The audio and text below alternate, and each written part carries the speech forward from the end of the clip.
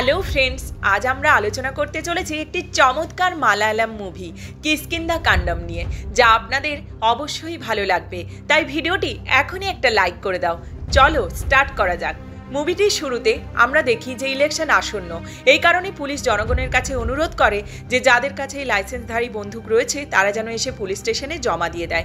এই কথা শোনার পর কিছু মানুষ তাদের বন্দুক জমা দিতে এগিয়ে আসে।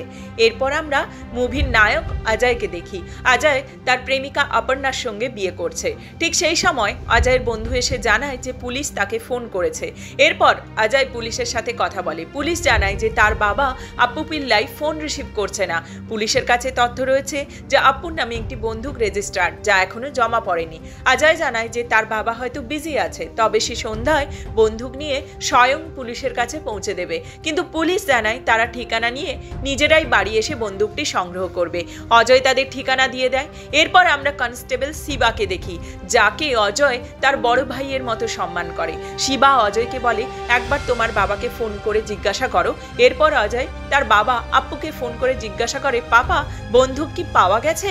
আপ্পু বিরক্ত হয়ে বলে, না আমি খুঁজতে চলেছি, এবং ফোন কেটে দেয়। শিবা অজয়কে পরামর্শ দেয় বন্দুক হারানোর রিপোর্ট জমা দেওয়া উচিত। যদি কেউ এই বন্দুকটি ব্যবহার করে কোনো অন্যায় করে তাহলে দোষ কিন্তু আপ্পু পিল্লাইয়ের ওপর পড়বে। অজয় বলে, আমি বাবাকে বোঝানোর চেষ্টা করেছি কিন্তু তিনি মানেননি, তবু তিনি বন্দুক খুঁজছেন। আশা করি শীঘ্রই সেটা পাওয়া যাবে। এরপর অজয় কোর্ট থেকে ফার্জ পারমিট ম্যানেজ করে অপর্ণাকে নিয়ে বাড়ি ফিরে আসে। এদিকে সন্ধ্যায় পুলিশ আপ্পুর বাড়িতে বন্দুক নিতে আসে। আপ্পু, যিনি এক্স মিলিটারি অফিসার, পুলিশকে জানান যে বন্দুকটি হারিয়ে গেছে। পুলিশ তখন বাড়ি তল্লাশি করতে শুরু করে। ঠিক তখনই অজয় বাড়িতে এসে নিজের পরিচয় দিয়ে বলে, আমি আপ্পুর ছেলে, এবং আমি ফরেস্ট ডিপার্টমেন্টে কাজ করি। পুলিশ বকাঝকা করে বলে, একজন এক্স মিলিটারি অফিসার হয়েও আপনি এতটা অসতর্ক? যিনি ইলেকশনের আগে জানা গেল যে ওনার বন্দুকটি হারিয়ে গেছে। যদি ইলেকশন না থাকতো তবে তো ওনারা জানতেই পারতো না যে বন্দুকটি হারিয়ে গেছে। পুলিশ আরও বলে, বন্দুকটি যদি কেউ অন্যায় কাজে ব্যবহার করে তবে ফলাফল খুবই খারাপ হবে। আপ্পু ভুল স্বীকার করে, বদলে পুলিশের ওপর চিৎকার করে, এবং আমি পিটিশন ফাইল করব, এবং যদি প্রয়োজন হয় ইলেকশনের দিন পুলিশ স্টেশনে গিয়ে বসে থাকবো। রাতে অজয় তার বন্ধুর সঙ্গে ভিডিও কলে কথা বলে এবং বন্দুক হারানোর বিষয়টি শেয়ার করে। তার বন্ধু তাকে সান্ত্বনা দিয়ে বলে, কিছু হবে না, তুমি টেনশন নিও না, পিটিশন তো ফাইল করেছো তাই না? এখন তোমার বিয়ে হয়েছে, মজা করো।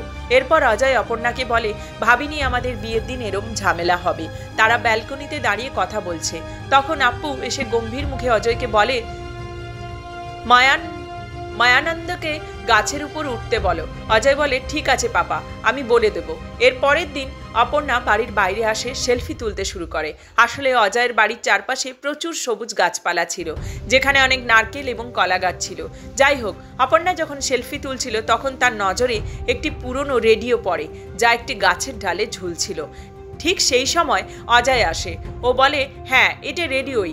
বলা হয় রামায়ণের সময় এখানেই সমস্ত বানর সেনা ছিল। এখন তাদের জায়গায় এখানে বানররা এসে বাসা বেঁধেছে। শুধু এই রেডিও নয়, বানররা আমাদের বাড়ি থেকে অনেক জিনিস চুরি করত। চাচ্ছানাকে বানরেই চুরি করেছিল। তখন থেকেই চাচ্ছানা নিরুদ্দেশ। এখন চাচ্ছানা কে বা কি সেটা আপনি পরে জানতে পারবেন। যাই হোক, অপর্ণা মজা করে বলে, হয়তো তোমার বাবার বন্দুক বানররাই চুরি করেছে। অজয় উত্তর দেয়, হ্যাঁ, বাবা আগে এই দিকটা ভেবেছেন, তাই তিনি গাছে ওঠার জন্য কিছু লোক ডেকেছেন।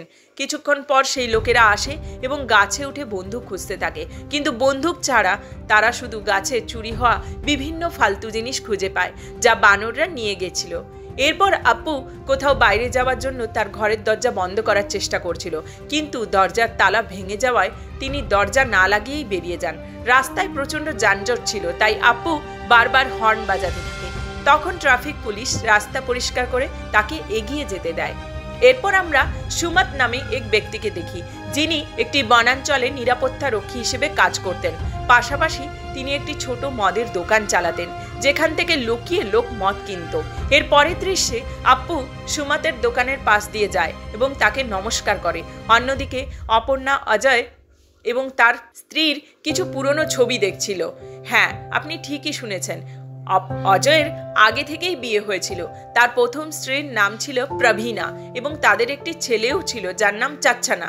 3-4 বছর পর প্রবীণার ক্যান্সারে মৃত্যু হয়। এর পরের দৃশ্যে অজয় একটি অফিসারকে ভিডিও কলে চাচ্ছানার বিষয়ে তথ্য দেয় যাতে তাকে খুঁজে বের করা যায়। পরের দিন সকালে যখন অজয় তার অফিসে ফিরে আসে, তার সহকর্মীরা তাকে জিজ্ঞেস করে, হানিমুনে কোথায় যাচ্ছ, ভাবি কেমন আছেন এবং তিনি বেঙ্গালুরুতে কি করতেন।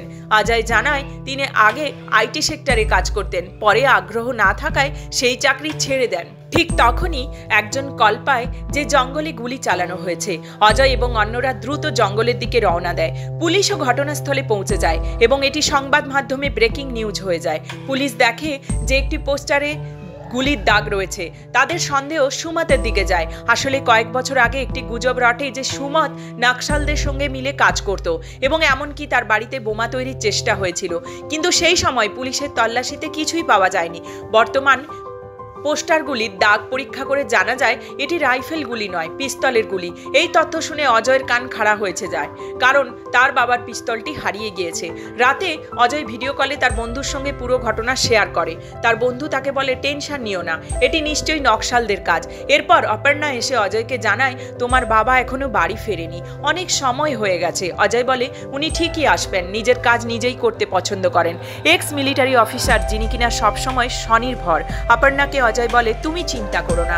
এদিকে আমরা দেখি যে আপ্পুর গাড়ি মাঝ রাস্তায় বন্ধ হয়ে যায়। তিনি অজয়কে লোকেশন পাঠিয়ে ডেকে নেন। অজয় সেখানে পৌঁছতেই গাড়ি স্টার্ট হয়ে যায় এবং দুজন বাড়ি ফিরে আসে। এরপর আপ্পুকে বাড়ির বাইরে কিছু কাগজ পোড়াতে দেখা যায়। অপর্ণা এটা দেখে মনে মনে ভাবতে থাকে, এত রাতে বাবা কি পোড়াচ্ছেন। তিনি তৎক্ষণাৎ অজয়কে বিষয়টি জানান। অজয় এবং অপর্ণা সেখানে যাওয়ার চেষ্টা করেন, কিন্তু তখনই বৃষ্টি শুরু হয় এবং তারা যেতে পারেন না।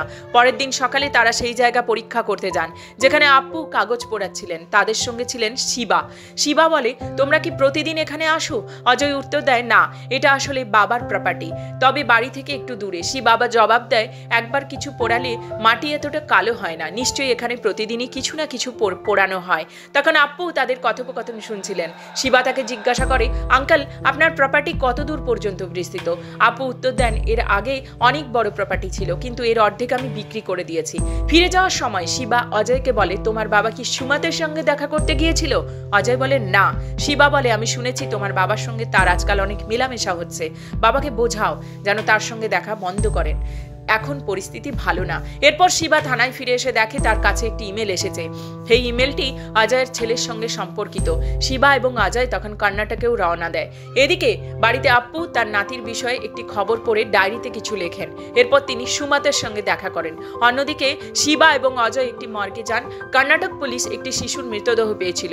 অজয় লাশ দেখে কাঁদতে কাঁদতে বলে ওঠে, না, এটা আমার ছেলে চাচু নয়। এদিকে আপ্পুর বাড়িতে একটি মহিলা আসেন। তিনি প্রত্যেকটি পরিবার থেকে জনগণের তথ্য সংগ্রহ করছিলেন। আপ্পু তাকে একটি লিস্ট ধরিয়ে দিয়ে বলেন, আমাদের পরিবারের সমস্ত তথ্য এতে রয়েছে। তবে মহিলাটি আরো কিছু প্রশ্ন করতে থাকেন। আপ্পু তার ছেলের নাম ভুলে যান এবং ফোন দেখে নাম বলেন। মহিলা তখন বলে, বাড়িতে যদি কেউ থাকে তাকে ডেকে আনুন, আমি তার সাথে কথা বলবো। আপ্পু উত্তর দেন, এখন কেউ নেই, যদিও অপর্ণা তখন বাড়িতেই ছিল এবং জানালা দিয়ে সব দেখছিল। রাতে অজয় বাড়ি ফিরলে অপর্ণা তাকে সবকিছু জানায়।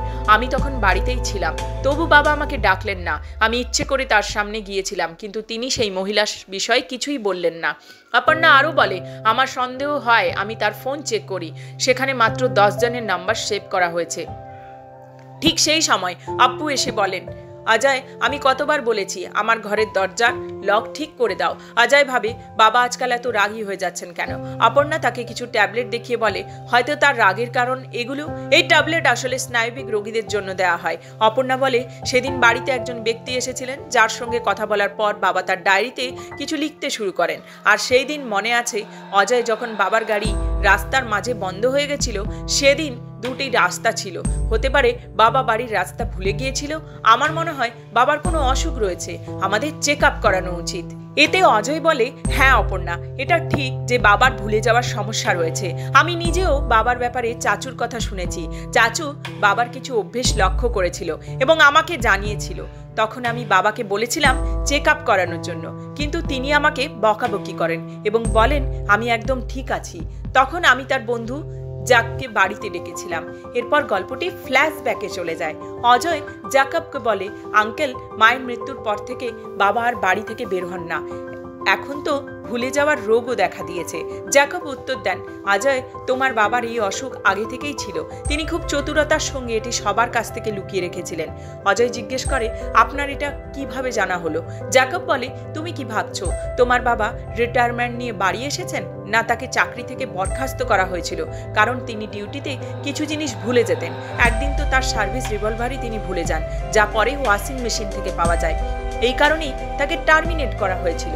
বর্তমান সময় ফিরে এসে অজয় এই কথাগুলো অপর্ণাকে বলে। পরদিন সকালে অপর্ণা জঙ্গলে হাঁটতে গিয়ে চাচুকে দেখতে পায়। বাড়ি ফিরে এসে সে ল্যাপটপে চাচুর ব্যাপারে কিছু খোঁজ শুরু করে। এরপর সে অজয়কে জিজ্ঞাসা করে, চাচু কোথায়? অজয় উত্তর দেয়, চাচুর যখন 5 বছর বয়স ছিল তখন তার মা ক্যান্সারে আক্রান্ত হন। সেই সময় আমাদের প্রতিদিন হাসপাতালে যাতায়াত করতে হতো, বাবাই চাচুর দেখাশোনা করেছিলেন।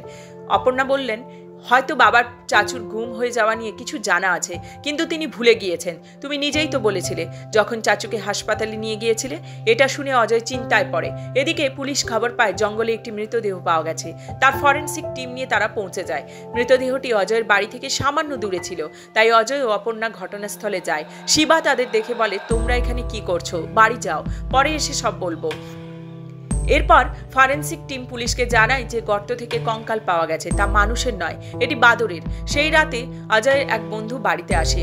অজয় তাকে সেই বাঁদরের কঙ্কালের কথা বলে। তার বন্ধু বলে, এই মাত্র হাসপাতাল থেকে রিপোর্ট এসেছে বাঁদরটিকে গুলি করা হয়েছিল। অজয় তখন চিন্তায় পড়ে যায়, কারণ যেখানে বাঁদরটির কঙ্কাল পাওয়া গেছে সেই জায়গাটি 2 বছর আগে পর্যন্ত তার বাবার প্রপার্টি ছিল। এদিকে অপর্ণা নিউজ পেপার থেকে কিছু নোট করে ডায়েরিতে লিখতে দেখা যায়। পরদিন পুলিশ আলোচনা করতে থাকে। একজন অফিসারকে বলে, বাদরের মাথায় যে গুলি লেগেছে তা 32 ক্যালিবারের। আপু, স্যারের বন্দুকেও এই সাইজের গুলি ব্যবহার করা হয়, হতে পারে এটা তার বন্দুক থেকেই হয়েছে।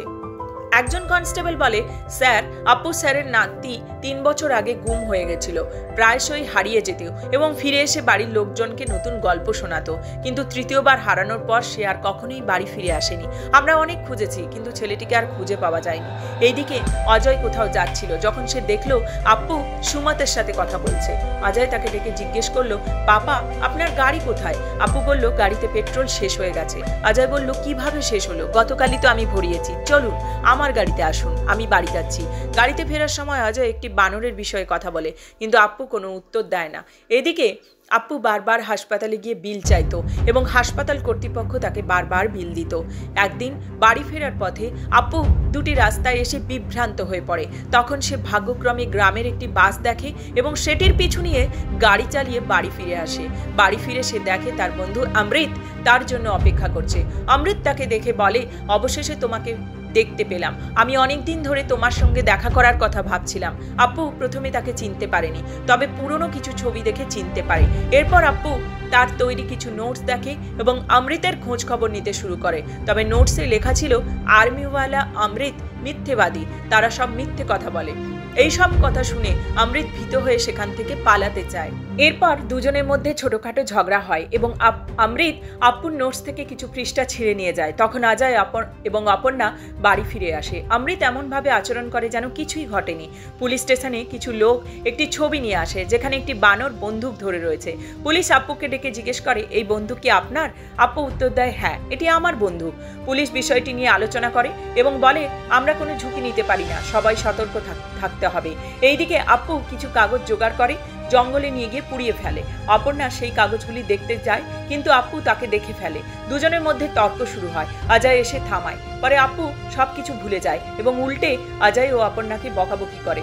অপর্ণা বলে, আমার মনে হয় পাপা আমাদের কিছু লুকোচ্ছেন। পুলিশ আপুকে থানায় নিয়ে যায়। অপর্ণা আপুর ঘরে গিয়ে বন্দুকটি খুঁজে পায়। অন্যদিকে অমৃত পুলিশ স্টেশনে আসে এবং জানায় সে আসলে কোনো আর্মি অফিসার নয়, সে একজন থেরাপিস্ট যে আপুর মানসিক অবস্থার পর্যবেক্ষণ করতে আসে। পুলিশ তার মেডিকেল রিপোর্ট দেখে সিদ্ধান্ত নেয় যে আপুর উপর বেশি চাপ দিলে সে সব ভুলে যায়, তাই তাকে ছেড়ে দেওয়া হয়। অজয় অপর্ণাকে বকতে শুরু করে। অপর্ণা বলে, ডাক্তার অমৃত, কেউ কেন তার নিজের স্মৃতিগুলো পুড়িয়ে ফেলে? ডাক্তার অমৃত বলে, কেন নয়, আমরা কি আমাদের হোয়াটসঅ্যাপ মেসেজ ডিলিট করি না? কেউ কেউ তার অতীত ভুলে যাওয়ার জন্যই এগুলো করে। অপর্ণা আবার প্রশ্ন করে, তাহলে সেই চচ্চড়ি বুলেটের কি হলো? এই কথা শুনে অজয় অপর্ণাকে বকতে থাকে, আমি তোমাকে আগেই বলেছিলাম বাবা বা তাদের জিনিস নিয়ে মাথা ঘামিও না। এই বন্দুকটাও তো এখন বাড়িতেই আছে, তাহলে তারা পুলিশকে কেন বললেন যে বন্দুক হারিয়ে গেছে? পিটিশন কেন করালেন? আর সেই বাদরের কাছেই বা কার বন্দুক ছিল? এটা অন্য কিছু হতে পারে। আমার মনে হয় বাবা ভুলে যাওয়ার ভান করেছেন। অজয় উত্তরে বলে, বাহ অপর্ণা, তুমি বাবা মার মতোই তো কথা বলছো। বাবা আসলে তাদের পুরনো সংবাদপত্র এবং অন্য জিনিসপত্র দেখে সব স্মৃতি জড়ো করতে চান।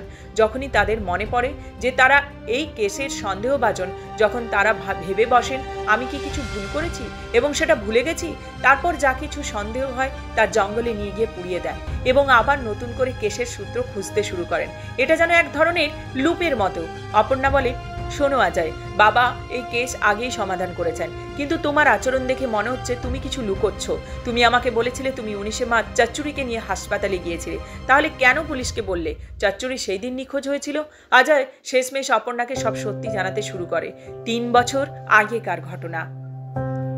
অজয় প্রবীণাকে হাসপাতালে নিয়ে বাড়ি ফেরে এবং কিছু কাজের জন্য আবার বাইরে যায়। সন্ধ্যায় ফিরে এসে দেখে চচ্চড়ির মৃতদেহ মাটিতে পড়ে আছে, আর প্রবীণা তার পাশে বসে কান্নায় ভেঙে পড়েছে। প্রবীণা কাঁদতে কাঁদতে বলে এটা তার দাদার বন্দুক নিয়ে খেলছিল, আর সেই সময় বন্দুক থেকে হঠাৎ করে গুলি চলে যায় এবং ঘটনাটি ঘটে যায়। আমি কি করব? আমি আর চচ্চড়িকে বাঁচাতে পারিনি। ঠিক তখনই আপ্পু বাড়িতে আসে। অজয় তাকে এই বিষয়টি বলতে চায়, কিন্তু জানায় না, কারণ আপ্পু তো এই বিষয়টি একটু পরেই ভুলে যাবে। পরের দিন অজয় যখন প্রবীণার পাশে ফিরে আসে, দেখে সে মাটিতে পড়ে অজ্ঞান হয়ে আছে। আসলে প্রবীণা আত্মহত্যার চেষ্টা করেছিল। অজয় তাকে তাড়াতাড়ি হাসপাতালে নিয়ে যায়। ডাক্তার পরীক্ষা করে বলেন, স্যার, এটা আত্মহত্যার মামলা হতে পারে, আমাকে পুলিশকে জানাতে হবে। অজয় ডাক্তারের কাছে অনুরোধ করে, ম্যাডাম দয়া করে পুলিশকে কিছু বলবেন না, আসলে আমার স্ত্রীর কেমোথেরাপি চলছে, হয়তো সে বেশি ওষুধ খেয়েছে। ডাক্তার প্রমাণ হিসেবে তার মেডিকেল রিপোর্ট দেখতে চান। যখন অজয় রিপোর্ট নিতে বাড়ি যায়, সে দেখে চচ্চড়ির দেহ এবং তার ঘর সম্পূর্ণ পরিষ্কার করা হয়েছে। অজয় আপ্পুকে এই বিষয়ে জিজ্ঞাসা করতে চাইলে আপ্পু এমনভাবে আচরণ করে যেন অজয়কে এই প্রথম দেখছে। এই অবস্থায় অজয় আর আপ্পুর কাছে কিছু জানতে পারে না। অবশেষে অজয় প্রবীণাকে বাড়িতে নিয়ে আসে। কেমোথেরাপির সময় প্রবীণার মৃত্যু হয়। বর্তমানে কয়েকদিন পরে আপ্পুর মনে পড়ে তার নাতির কথা। সে দেখে তার বন্দুকের 2টি বুলেট নিখোঁজ। তখন সে নিজেই কেস সমাধান করার চেষ্টা শুরু করে এবং শেষমেশ নিজে একটি সিদ্ধান্তে আসে। সে বিশ্বাস করে চচ্চড়ি একটি বাঁদরকে গুলি করেছিল এবং এই কারণেই সমস্যা হয়েছিল। আপ্পু ভেবেছিল প্রবীণা বা অজয় কেউ এই ঘটনাটি ঢেকে রাখতে চেয়েছে, তাই সে সব প্রমাণ জড়ো করে জঙ্গলে পুড়িয়ে দেয়। পরের দিন সকালে আপ্পু আবার কেসের ওপর নতুন কাজ শুরু করে। এই প্রক্রিয়া গত 3-4 বছর ধরে চলছে। প্রেজেন্ট ডে অপর্ণা এই কথাগুলো শুনে খুব কষ্ট পায়। সে এবং অজয় কাজের জন্য নাগপুরে যেতে প্রস্তুতি নিতে থাকে। শেষ দৃশ্যটি নাগপুরের রাস্তায় শুরু হয়। আপ্পু যখন চচ্চড়ির গান পায়, সে ভয়ে চচ্চড়িকে মাটির নিচে পুঁতে দেয় এবং গানটি নিজের কাছে রেখে দেয়। তবে আপ্পু ভয়ে সবকিছু পর মুহূর্তেই ভুলে যায়। পরে যখন তার নাতির কথা মনে পড়ে, তখন সে নিজের মতো করে কেসটির তদন্ত শুরু করে। আপ্পু প্রতিদিনই এই জিনিসটা বারবার করত। প্রমাণ জোগাড় করে সেগুলো জঙ্গলে নিয়ে গিয়ে পুড়িয়ে দিত। কিন্তু তার এই অবস্থার প্রতি পরিবারের অন্য সদস্যরা বিশেষ মনোযোগ দেয় না এবং তাকে বেশি কিছু জিজ্ঞেস করতেও ভয় পায়। এইভাবেই গল্পটা শেষ হয়ে যায়। বন্ধুরা, এই মুভিটা কেমন লাগলো অবশ্যই কমেন্টে জানাবেন। এছাড়াও কোনো মুভি বা ওয়েব সিরিজের এক্সপ্লেনেশন চান, সেটাও লিখুন আমাদের। আমরা আপনাদের প্রিয় মুভি বা ওয়েব সিরিজের এক্সপ্লেনেশন দেব। সেটা যদি আপনাদের পছন্দ হয় বা ভালো লাগে, তবে জানেন তো কি করতে হবে? আমাদের সাথে থাকতে হবে, চ্যানেলটা সাবস্ক্রাইব করতে হবে, আরও নতুন নতুন ভিডিওর জন্য আমাদের সাথে থাকতে হবে।